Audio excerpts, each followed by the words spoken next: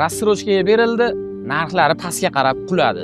Endi bugundan boshlab Cobalt avtomobili ham rassrochkaga berilyapti ekan. Uni ham narxlari pastga qarab qulaydi. Hozirgi kunda pul band qilgani mashina olish eng katta xatolardan bittasiga aylanib qoldi. Endi pul band qilish uchun menimcha eng yaxshi investitsiya uy olish bo'lsa kerak. Eng kamida o'zini narxini ushab turganidan tashqari, ijaraga oila qilib qo'ysangiz sizga qo'shimcha daromad ham keltirib turadi.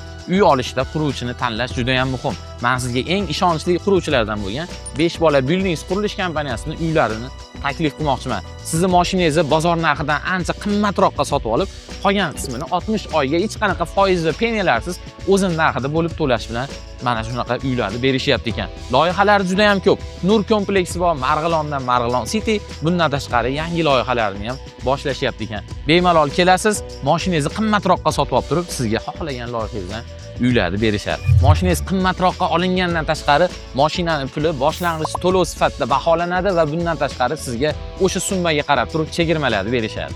Siz ham mashinangizni baholatish uchun pastdagi nomerlarga bemalol telefon qilsangiz bo'ladi. Videoga like bosib turib, uy olaman deb yurgan tanishingizga videoda jo'natib qo'ying.